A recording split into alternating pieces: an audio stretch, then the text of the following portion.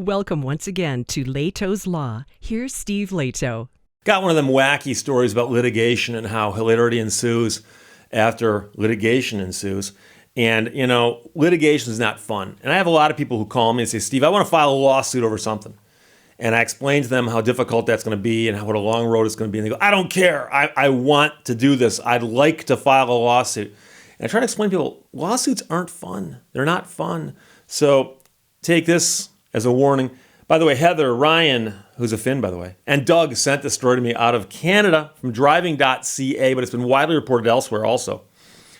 A British Columbia woman who sued a dealer after crashing her Aston Martin has been ordered to pay $300,000. And the owner took her mechanic to court because she thought they unfairly inflated her repair bill. But now she has got to pay them. So she sued them, they countersued, they won, she lost, and now she's probably sorry she thought of suing them in the first place. Coleman Molnar wrote the story for driving.ca, and people were comparing the woman from Richmond, British Columbia to James Bond when she purchased her $200,000 Aston Martin DB9. DB9, the Aston Martin. It's a 2014 Aston Martin, $200,000 for a car. I know cars can cost that much. I'm just joking. So the car, by the way, is even Skyfall Silver. Skyfall Silver. And of course, Skyfall, I don't think was one of the better, more recent James Bond films. In fact, that's one when I can watch some James Bond films more than once. That's one I don't think I've made it through more than once. But those comparisons to James Bond stopped when the woman crashed the car into a rock in December of 2015. Now, I don't know if the rock was moving or the rock was in traffic, but generally speaking, when you hit a rock with your car, you've made a mistake. It's hard to blame the rock. But I've mentioned before that I used to drive a tow truck in the city of Birmingham, and there is a road called Greenfield Road that dead ends into 14 Mile Road. And at that T-stop, and you can look it up on Google Earth, you can see it from space. There's a big rock that someone put in their front yard to keep cars from hitting their house. Because occasionally, especially late at night, coming home from the bars, a driver unfamiliar with the area would just run through that light and plow into the house. And I got called one day, driving the tow truck, late at night actually I got called, and they said, yeah, we need you at the intersection of Greenfield and 14 Mile Road. And I went there, hoping to pull a car off the rock. Nope. Pulled a car off the porch next door because the guy woke up, or the woman woke up just in time to see the rock. Veered to the left, hit the house next door. So generally speaking, though, when you hit the rock, it's your fault. So she crashed the car into a rock in December and learned she wouldn't be able to afford to fix it. So she sued the dealership and the repair shop that fixed it because she thought they needlessly hiked up the bill.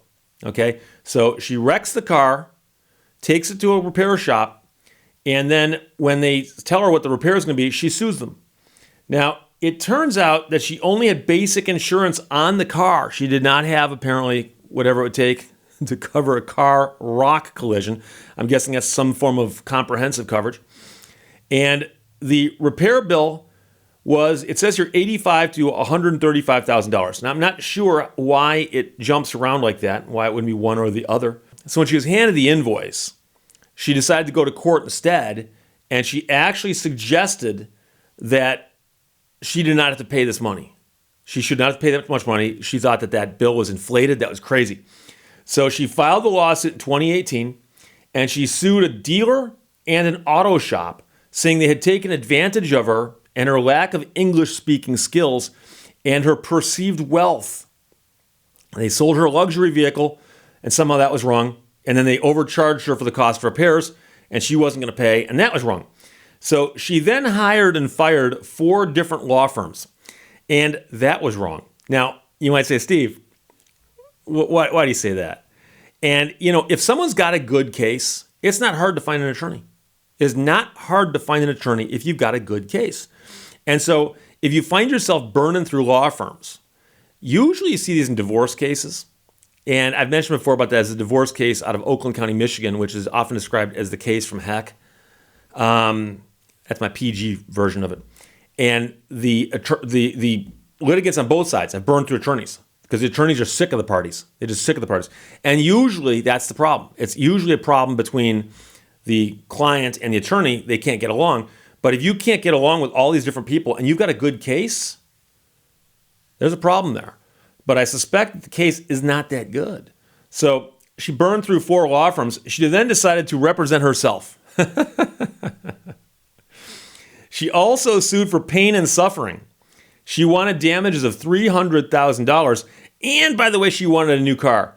And that's one of the things that every now and then I hear someone say, they'll say, Steve, I want this, I want that. I want a new car. And they go, why do you think you're entitled to a new car? They go, car dealership sells them or the manufacturer makes them. I want a new car. Just because they make cars doesn't mean they have to give them away. You want a new car. So she wants $300,000 for pain and suffering, and she wants a new car. By the way, who gets to keep the old car? Because presumably if the car is fixed, can't you just pay for that and get your old car back? So she wants $300,000 for pain and suffering and a new car. But meanwhile, the judge decided no and dismissed the claim.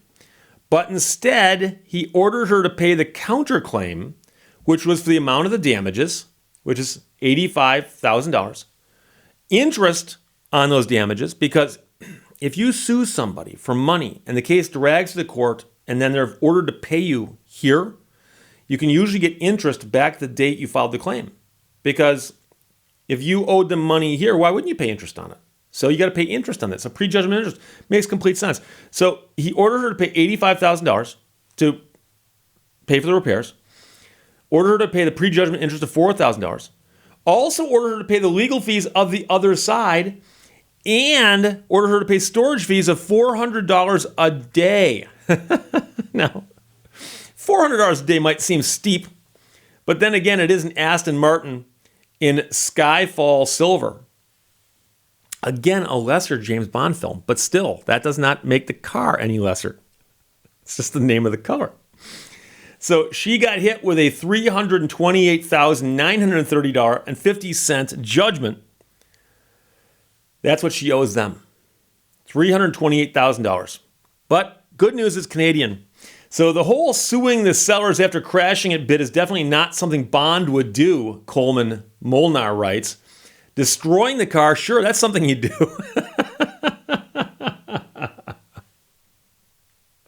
That's good. And he writes, if you want to whine about the repair bill, that's Q's job. So I'll summarize this for you again, because this is a fascinating case. Woman buys the Aston Martin and hits a rock with it. She takes it to the body shop to have it fixed. They hand her the bill, and she goes, that's outrageous. I'm not paying that bill.